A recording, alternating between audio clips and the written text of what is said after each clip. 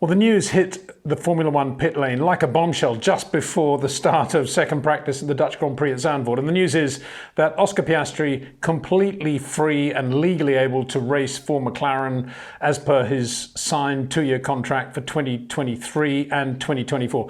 That is the decision of the Contract Recognition Board, which is 8 different individuals, 4 persons, each having a different nationality, and 4 alternate members, all of them being qualified lawyers of international standing and experience, and with suitable experience in contract law. So there was no way the Piastri-McLaren contract wasn't going to be watertight. That's a given. And we know that because Daniel Ricciardo has already left the McLaren team, so it was pretty clear Oscar was always going to race for McLaren. The big question, of course, was whether or not he did have any sort of legal binding to Alpine. And there is no mention, really, of the Alpine contract in the decision at all. It just says he's free to race for McLaren, which suggests that there was a loophole, a legal loophole in his Alpine contract. And the evidence, of course, is that it was a very strong tie between Piastri and Alpine, because not only have they been supporting him in Formula 2 and Formula 3, but also they've been paying for a lot of test mileage this year and obviously giving him a lot of simulation work. So from Alpine's point of view, there was a massive moral obligation between the two parties, but not legally. Legally, there is obviously a loophole through which Piastri and his team have driven to do this McLaren deal. And we have to remember, of course, that had Piastri not found that loophole and signed for McLaren, he'd be racing for Alpine next year and for Alpine in 2024. Not a bad option, but he's walked away from that into the McLaren. I have to say, I'm very surprised that Alpine would have had such a loophole. You would imagine that any Formula One team these days, given the enormity of the business and the enormity of the finances and the legality and everything else that comes with racing, you would imagine that it wouldn't be that difficult to draw up a watertight test contract with any young driver. But in many ways, I think this sets a bad precedent, because here's the Contract Recognition Board, completely above board, saying that obviously that contract between Piastri and Alpine is null and void. That's what they're saying in effect. And it was a meaningless contract because he was able to just walk away from it. But the precedent that sets, of course, is for a young driver to do that. It does bring into question the essence of loyalty. And if you look at the history of the sport, loyalty has always been the catchword of some great Grand Prix drivers and not of others. And I think it's a bad precedent, to be honest. I'm not saying that this is a legal precedent, because none of us at this stage know what the loophole was through which Piastri was able to drive. But I do think that if this is the system in Formula One, that a third-party board will look at both contracts and, yeah, he's found that loophole, he can go there. That doesn't take into account, of course, anything to do with loyalty. And why should it? Because it's all to do with legalities, it's all to do with money. But I feel bad for Alpine, and actually feel quite bad for Daniel Ricciardo as well. I don't think he's driven particularly well. But as I said right from the start, I think anyone who expected Daniel to go into McLaren and blow away Lando Norris hadn't been watching Lando for the last couple of years, and certainly hadn't been watching Daniel either. So all in all, a bit of a shock. You know, it's coloured the view of the Dutch Grand Prix this Friday, that is for sure. But business had to continue, and McLaren obviously immediately seizing the opportunity to announce Oscar to celebrate his arrival in the team. No mention of Daniel now, of course, and equally Alpine just saying, well, that's the end of the story. We're not going to make any comment. We're going to get on with business. They don't really have much option. I suppose they could be appealing it, but they probably know already the reason for the decision by the board, and probably it is this loophole through which Piastri's been able to drive. And if that's the case, no point in appealing. Better to get on and do it. The question is what they will do next. I actually speculated when this all started that Pierre Gasly would be probably the right guy to join Alpine, but then said immediately, well, of course, but he's a Red Bull driver. Will that ever happen? But on the basis of what we're seeing now, of course, anything can happen. And of course, Pierre may well end up at Alpine. But if you look at McLaren, Alpine and AlphaTauri, you'd have to say those 3 midfield teams, at the moment AlphaTauri probably not having the best of seasons, but those 3 teams, bit of a muchness. And to jump from AlphaTauri to Alpine, who knows? Next year's AlphaTauri might be quite a good car, and so it'll be a bit of a big ask for Pierre Gasly to do that. But I guess he might, from his point of view, he might be better off waiting with Red Bull backing in AlphaTauri to see whether maybe he can get into the Red Bull A team again, or perhaps into something better than that, maybe a Ferrari or a Mercedes down the road. But anyway, he may well end up in the Alpine. It'd be two French drivers there, look pretty good.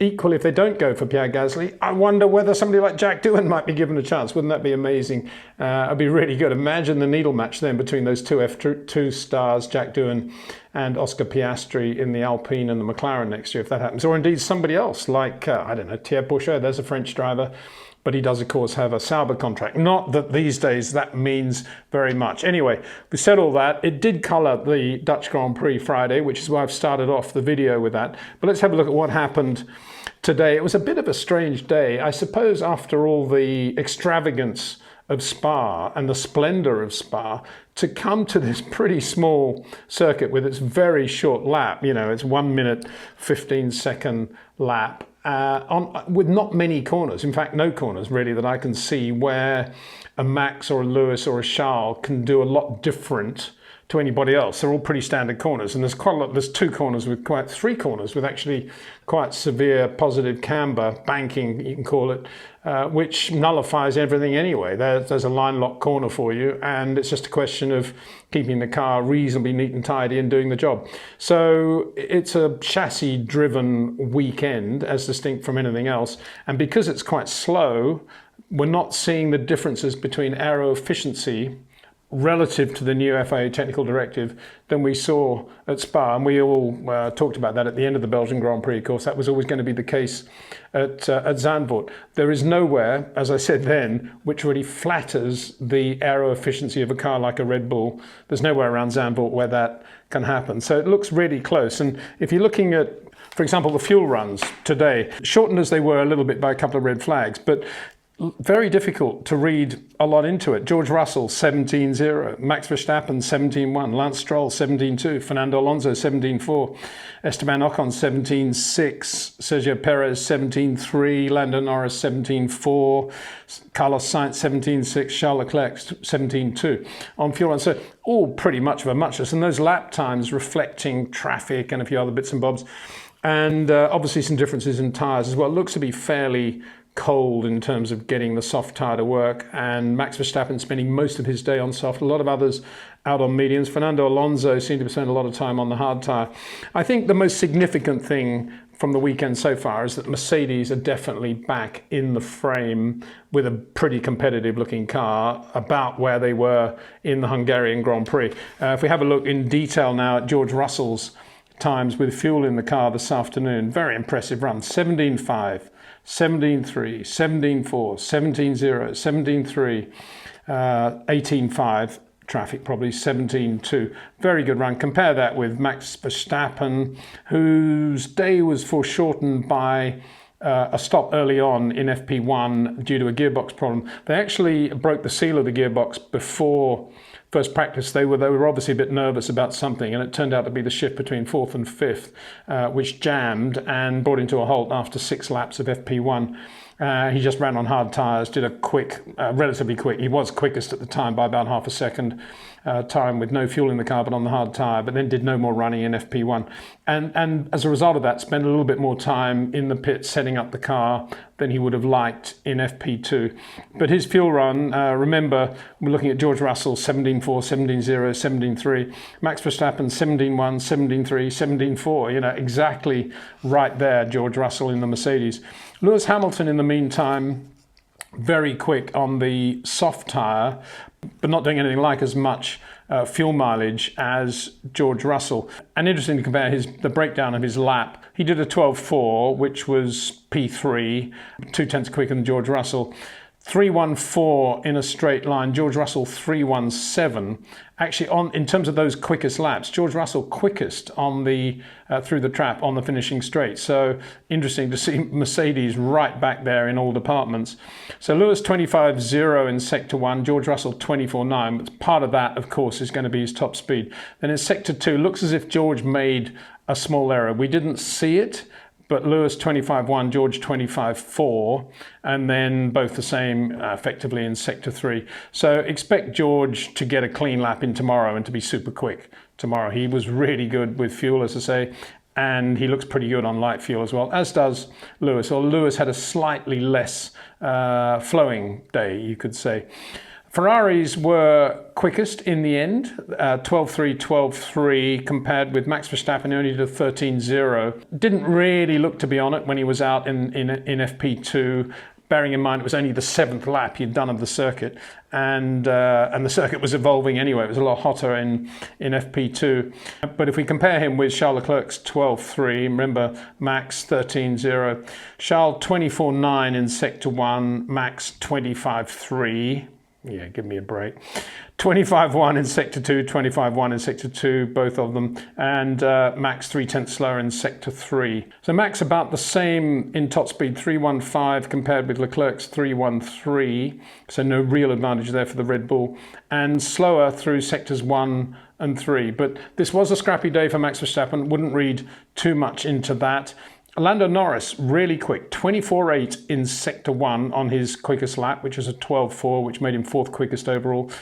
24.8 in the McLaren, 25.1 Sector 2, 22.4, a little bit off it in Sector 3, but a really good lap by Lando Norris. And Daniel Ricciardo also looking pretty good as well. Lando 3.15 in a straight line. Remember, Charles Leclerc 3.13, Max Verstappen 3.15 as well. So, as I say, very much of a muchness between a lot of the laps and a lot of the cars and teams around Zandvoort because of the nature of the circuit. It's a line-locking circuit in the sense, as I say, there's not much the drivers can impart, and it's all about how quick they are and how much downforce they have, and it's bringing them together because it's such a short lap. Alpine don't look that good at the moment. If you look at Esteban Ocon's fuel run, remember how impressive he was at Spa, but here he's doing 17.7, 17.6, 18.3, 18.2. George Russell, as a reminder, 17.3, 17.4, 17.0, 17.3. So George a good 0.7 quicker than Ocon through there. And Fernando Alonso, say, on the hard tyre, almost uniquely on the hard tyre in the 18s and then a couple in the mid-17s. So I don't know if it's part of what happened today politically, but Alpine don't look to be the force that they were in Belgium at this stage of the weekend. Lance Stroll was another driver who looked pretty good today. He does have these moments, doesn't he, when he suddenly looks pretty good, half a second quicker than Sebastian Vettel, generally speaking. And the car, the Aston Martin, looking pretty good as an all-round package as well. The question, of course, whether they can qualify well and parlay that into a proper race result for a change. It'd be nice to see them doing that. Well, for the Aston Martin fans, it would be. So to sum up, Mercedes right back in the frame, very competitive between all the teams, the top and the midfield. And Red Bull had a bit of a difficult day. Sergio Perez didn't really sparkle on either light fuel or heavy. And Max Verstappen, of course, lost all that time in FP1 and didn't look great in FP2 either. But tomorrow is another day, of course. So it's going to be very competitive, very close. It's all going to come down probably to qualifying. But although it was interesting to see everybody comfortable with going into DRS halfway through the banked last corner and going for it, that could open up the race in terms of a little bit more overtaking into turn one, but we'll have to wait and see if indeed that is the case. Meanwhile, the big talking point from Zandvoort is that, well, dare I say it, loyalty doesn't count for much, but Oscar Piastri now free and easy to drive for McLaren in 2023, and Alpine yet to announce who they will be running alongside Esteban Ocon in 2023. Political stuff at Zandvoort always was, really. We used to think in the old days that Zandvoort was the start of the silly season, and I guess you could say it's living up to its expectations. In the old days, it was the Bowes Palace Hotel, and that's where Colin Chapman and Bernie Ecclestone and then everybody else would sit around and have secret meetings and try to set everything up. Probably it's going to be no different in 2022. No public comment from Alpine, but you can be sure that behind closed doors, there'll be a lot of analysis of what went wrong with the Piastri deal. More tomorrow on YouTube after qualifying. See you then.